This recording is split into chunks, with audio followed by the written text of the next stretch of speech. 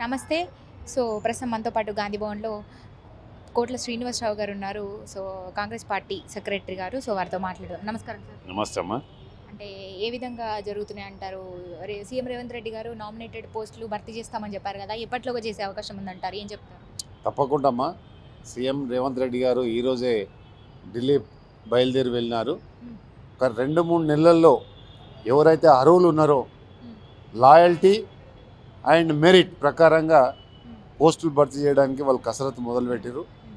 ఖచ్చితంగా కాంగ్రెస్ పార్టీకి పనిచేసిన నాయకులందరూ కానీ కార్యకర్తలందరూ కానీ కూడా నామినేటెడ్ పదవుల్లో హ్మ్. గతంలో రేవంత్ రెడ్డి గారు చెప్పారు, దళిత దండోరలో పనిచేసినవని, జంగ్ సైడ్లో పనిచేసినవని, అదేవిధంగా డిజిటల్ మెంబర్షిప్లో పనిచేసిన వాళ్ళని, రాజు క్విజ్లో పనిచేసిన వాళ్ళని ఖచ్చితంగా గుర్తించి వారికి సరి అయిన ప్రాధాన్యత ఇచ్చి అర్హులైన వారికి ప్రతి ఒక్కరికి వారికి ఏవి ఇవ్వాలనేది వారి దృష్టిలో ఉన్నది.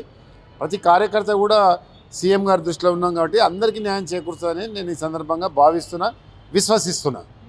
అదేవిధంగా నాకు కూడా వస్తుందని కూడా నేను ఖచ్చితంగా నమ్ముతున్నా.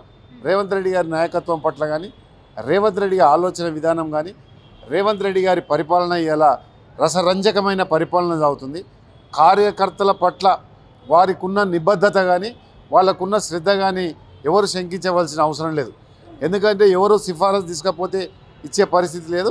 వారికి పనిచేసిన కార్యకర్తలు అందరూ కూడా వారి దృష్టిలో ఉన్నారు కాబట్టి న్యాయం జరుగుతుందని నేను నమ్ముతున్నాను. నాకు కూడా న్యాయం జరుగుతుందని నేను నమ్ముతున్నాను. ఇప్పుడు సోనియా గాంధీ గారు ఎక్కడి నుంచి పోటీ చేయబోతున్నారంటారు? అంటే నిన్న పొలిటికల్ అఫైర్స్ కమిటీలో ఒక తీర్మానం చేసిరమ్మా.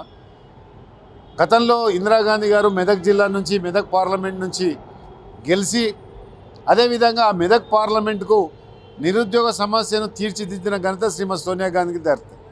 ఎందుకంటే ఒక దేశంలోనే ఒక పెద్ద ఆర్డినెన్స్ ఫ్యాక్టరీ తీసుకొచ్చి ఆమె గెలిచిన వెంటనే మెదక్ ఆర్డినెన్స్ ఫ్యాక్టరీ వచ్చింది. తద్వారా వేల మందికి ఉద్యోగాలు వచ్చినాయి. కాబట్టి శ్రీమతి సోనియా గాంధీ గారిని ప్రత్యేకంగా ఆహ్వానించడంలో ఉద్దేశం ఏంటంటే 60 సంవత్సరాల నిలవేరని కాంక్ష, ఎన్నో ఉద్యమాల బలిదానాల మీద ఏర్పడ్డ తెలంగాణలో అదేవిధంగా తెలంగాణ కాంక్షను తొలి దశ ఉద్యమం, మలి దశ ఉద్యమంలో మరి సోనియా గాంధీ ఆ రోజు కరీంనగర్ పార్లమెంట్లో పరిధిలో ఉన్న బహిరంగ సభలో ఇచ్చిన హామీని నిలబెట్టుకున్నది. కాబట్టి అదేవిధంగా కరీంనగర్ లోకసభ కానీ, మెదక్ పార్లమెంట్ లోకసభ కానీ, సికింద్రాబాద్ లోకసభ కానీ ఖచ్చితంగా వారు పోటీ చేయాలని పొలిటికల్ అఫైర్స్ కమిటీలో ఒక నిర్ణయం తీసుకోవడం జరిగింది.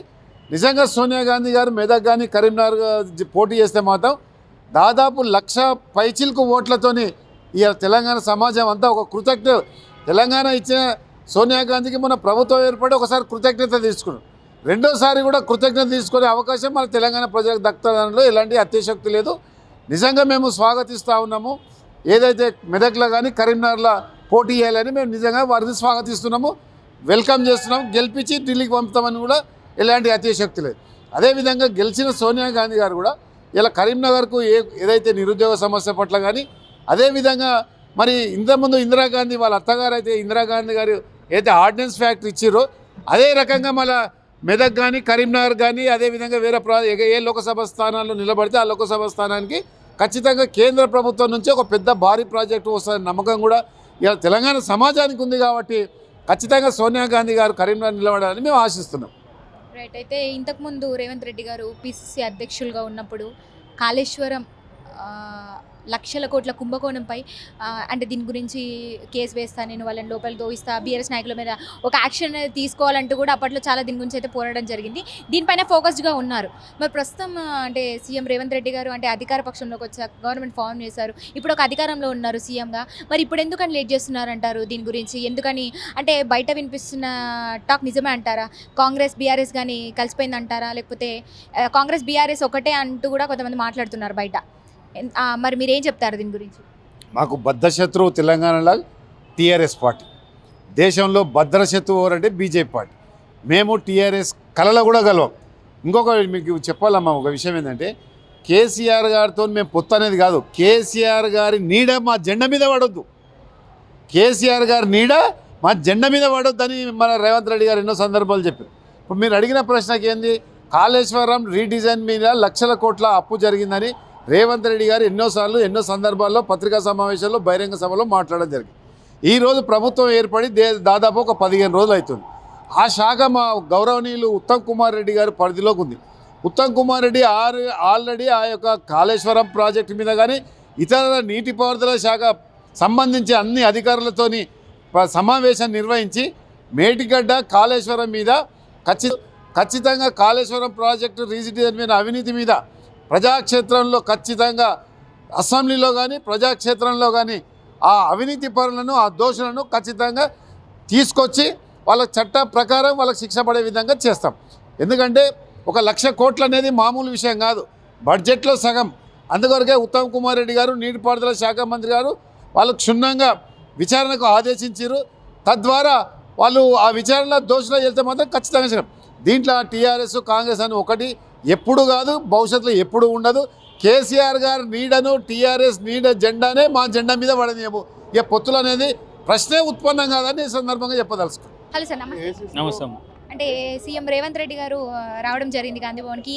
ఏ విధమైనటువంటి చర్చలు జరుగుతున్నాయి ఏం చెప్తారు? పిఎస్సి మీటింగ్ ఉన్నది, ప్రభుత్వం ఇప్పుడు జరుగుతున్న తీరు ఉన్నదిగా, వాటిని అన్నిటి పార్టీ ప్రభుత్వ అనుసంధాన కార్యక్రమం ఇది.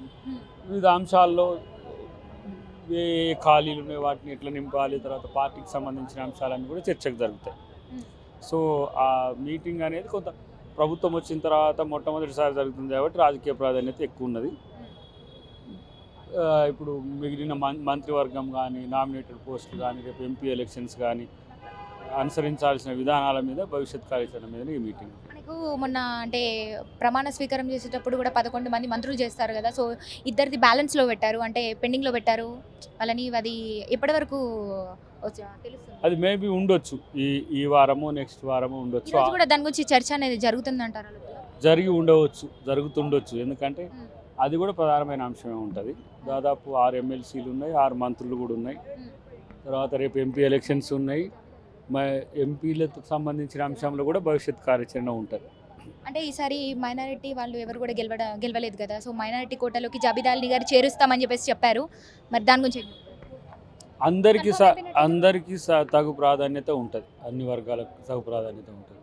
హైదరాబాద్కు కూడా మంచి ప్రాధాన్యత ఉంటుంది. మొన్న అసెంబ్లీలో జరిగినటువంటి వినే ఉంటాం మనం అందరం కూడా, అంటే ఘాటుగా విమర్శించుకున్నారు ఒకరికొకరు. కేటీఆర్ గారు కావచ్చు, రేవంత్ రెడ్డి గారు, ఇతర సభ్యులు అందరు కూడా. మరి చీమలు పెట్టిన పుట్టలో పాములు దూరే అంటూ కూడా ఒకరికొకరు మాట్లాడుకోవడం జరిగింది. మరి ఎవరు అంటారు, ఏం చెప్తారు? పాపం వాళ్ళకు చీమలు గరిచినట్టుంది, అట్లా మాట్లాడుకుంటారు. చీమలు గరవకుండా చూద్దాం. పెద్ద అదేం నాన్ సీరియస్ ఇష్యూ, పెద్ద పట్టించుకోవాల్సిన అవసరం. అట్లనే పాపం ఓడిపోయిన పరేషాన్లో వాళ్ళు ఏదేదో మాట్లాడుతున్నప్పుడు మనం కూడా వాళ్ళని ప్రేమించాలి. కాంగ్రెస్ పార్టీ అందరినీ కలుపుకుపోతుంది అందరినీ. అందుకని విద్వేషాల బజార్లో ప్రేమ కొట్టు పెట్టినాం మా రాహుల్ గాంధీ గారి భాషలో. మేము అందరితో గౌరవంగా ప్రేమతో ఉంటాం, వారిని కూడా ప్రేమించమంటున్నాం, మేము వారిని కూడా ప్రేమిస్తాం. మీరు ప్రేమించలేకపోతే కనీసం ప్రేమించేటట్టన్నా తయారు గారు, కానీ ఆ విద్వేషం ఎందుకు రా నాయన, మరీ దరిద్రంగా. కొంతమంది అంటే